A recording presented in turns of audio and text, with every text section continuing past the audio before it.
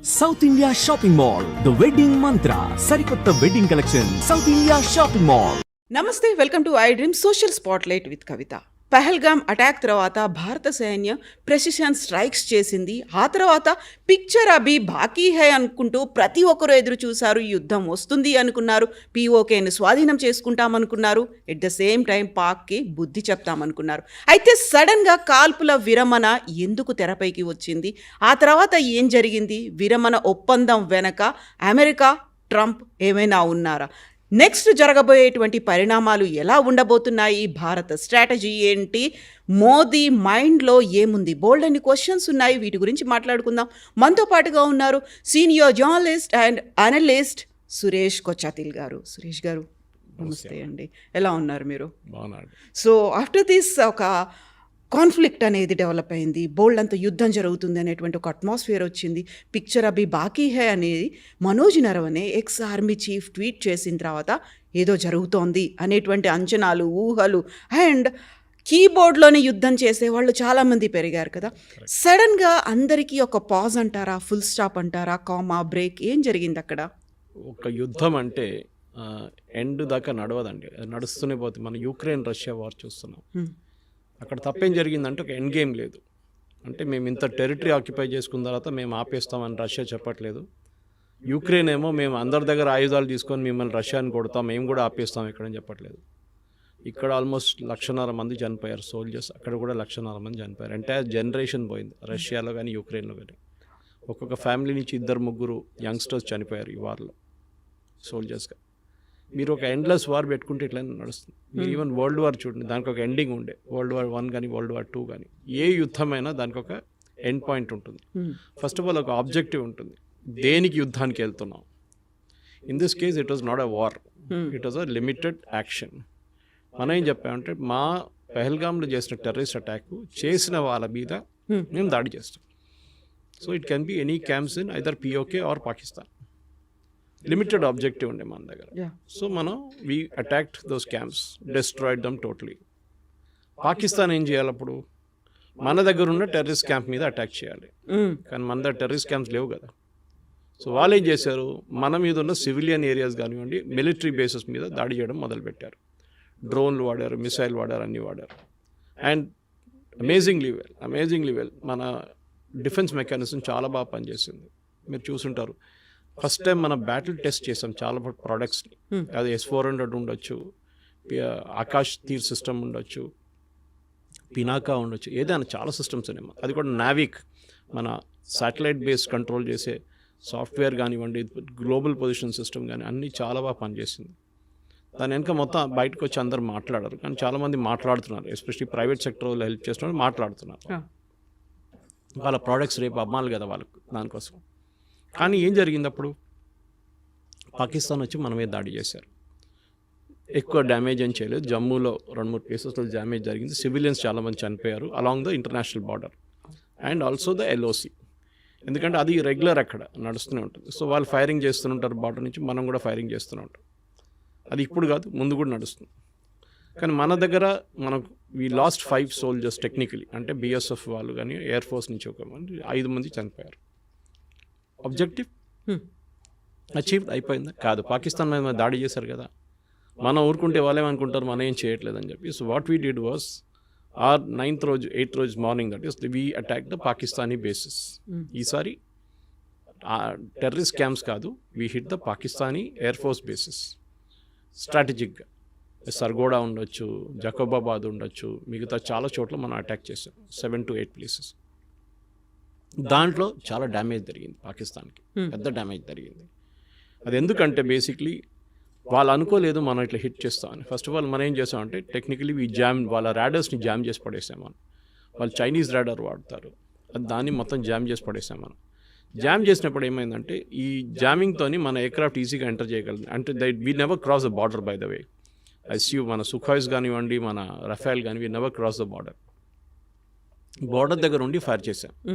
మన దగ్గర ఉన్న మిసైల్స్, అది ఏదైనా స్కాల్ప్ ఉండొచ్చు, అది హార్పూన్ ఉండొచ్చు, లేకుంటే చాలా మిసైల్స్ ఉన్నాయి మన దగ్గర.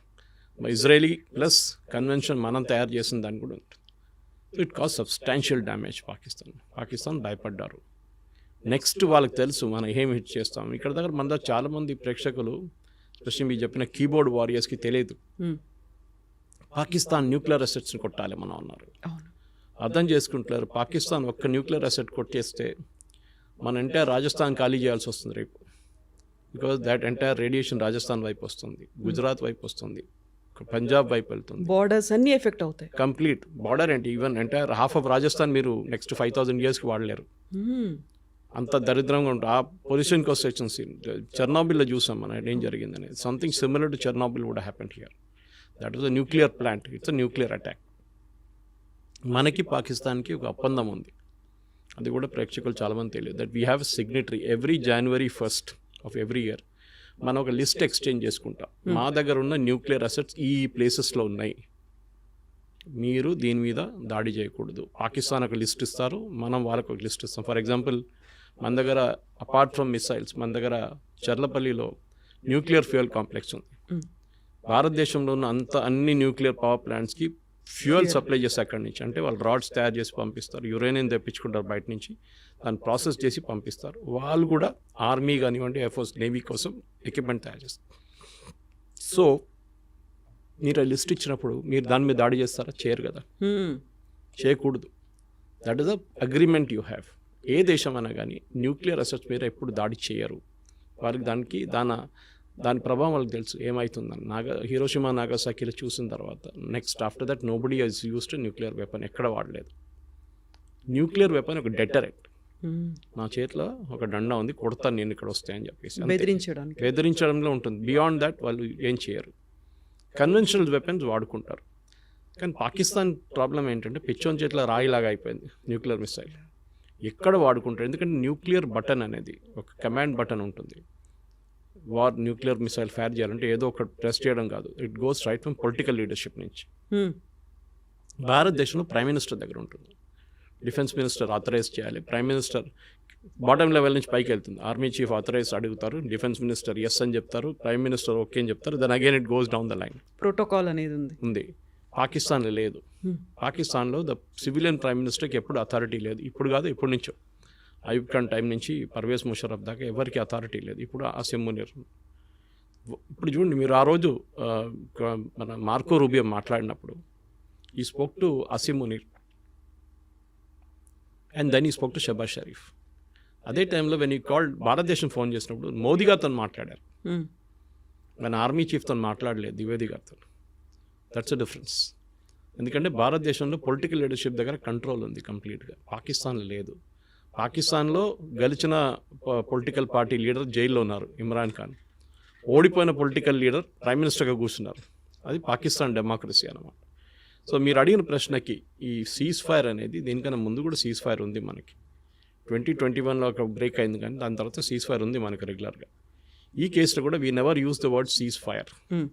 వాళ్ళ డీజీఎంఓ కాల్ చేసి, director general military operations call చేసి 3 గంటలకు అట్లా కాల్ చేసి ఆ రోజు we let us stop the firing. మనం బార్డర్ ఫైరింగ్ ఒకటే కాదు కదా, we fired missiles into Pakistan. BrahMos వాడారంటున్నాం, అది కూడా మనం ఇంకా కన్ఫర్మ్ చేయట్లేదు. సో ఆ పరిస్థితికి వచ్చినప్పుడు we kept quiet. We said okay fine, we will check with the political leadership. Check చేసి తిరిగి వచ్చి 5 గంటలకు కన్ఫర్మ్ చేస్తాం, ఎస్ నేను ఆపేస్తాను, మీరు డ్రోన్లు పంపించకండి, మీరు మిసైల్ పంపించకండి, మేము కూడా మీ మీద ఫైర్ చేయం. ఆ పరిస్థితిలో ఉన్నాం ఇప్పుడు. పాజ్ అన్నారు మోదీ గారు, ఆపలేదు. ఒక సెసేషన్.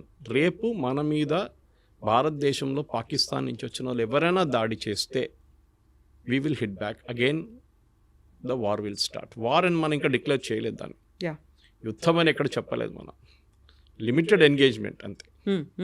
చాలా క్లియర్గా చెప్పాం మనం. ఫస్ట్ ప్రెస్ కాన్ఫరెన్స్ మీరు గుర్తుంటుంది, కర్నల్ సోఫియా ఖురేషి కానివ్వండి, wing commander Vyomika Singh and foreign affairs secretary ministry గారు ఉన్నప్పుడు వాళ్ళు క్లియర్గా చెప్పారు, నాన్ ఎస్కలేటరీ అని ఒక వర్డ్ వాడారు. అంటే ఇక్కడే ఆపేస్తున్నా, దీనికన్నా పైకి వెళ్ళట్లేదు, మేము అయిపోయింది, మా ఆబ్జెక్టివ్ కానీ మీరు మళ్ళీ మా మీద వచ్చి దాడి చేస్తాం, మళ్ళీ మేము చేస్తాం. సో పాకిస్తాన్ చేసిన తప్పది. వాళ్ళకి ప్రాబ్లం ఏంటంటే వాళ్ళ దగ్గర టెర్రరిస్టు ఆర్మీ కలిసి ఉంటారు. ఇప్పుడు ఆర్మీ నుంచి మీరు చూసుంటారు, ఒక ఫ్యూనరల్ సెరమనీలో పాకిస్తాన్ లెఫ్టినెంట్ జనరల్ వెళ్ళారు, అక్కడ ఉన్న డిప్యూటీ కమిషనర్ వెళ్ళారు ఆ సిటీది, ఎందుకు వెళ్ళారు? One of the terrorist killed was a senior army officer. కానీ వీళ్ళేం చేస్తారంటే ఈ ఆర్మీ ఆఫీసర్ని టెర్రరిస్ట్ క్యాంప్కి డెప్యూట్ చేస్తారు ట్రైనింగ్ కోసం. మనం ఆ రోజు కొట్టినప్పుడు ఈయన మీద పడ్డది బాంబు వచ్చి, 3 చనిపోయారు. సో దానికోసం ఆయన కాఫిన్ మీద మీరు చూసుంటారు ఫ్లాగ్ ఉండే, పాకిస్తానీ ఫ్లాగ్, జెండా. That is it. And funeral, state funeral ఇచ్చారు వాళ్ళు. సో స్టేట్ ఫ్యూనరల్ టెర్రరిస్ట్కి ఇవ్వరు. మన మీడియా కూడా తప్పు చేశారు దాంట్లో. స్టూడెంట్ టెర్రరిస్ట్కి ఫ్యూనరల్ ఇస్తుంది. టెర్రరిస్ట్ కాదు, they are Pakistani army officers. వాళ్ళు టెర్రరిస్ట్గా బిహేవ్ చేస్తున్నారు, టెర్రరిస్ట్ క్యాంప్లో ఉంటున్నారు, వాళ్ళకి ట్రైనింగ్ ఇస్తున్నారు, అన్నీ వాళ్ళు చేస్తున్నారు. కానీ ఆ రోజు వాళ్ళ బ్యాడ్ లక్ ఏంటంటే ఆ బాంబ్ వరకు వాళ్ళు అక్కడ ఉన్నారు ఆ టెర్రరిస్ట్ క్యాంప్లో.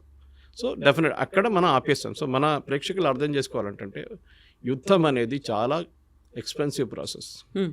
కోట్లు ఖర్చు అవుతుంది. ఒక SU-400 నుంచి ఒక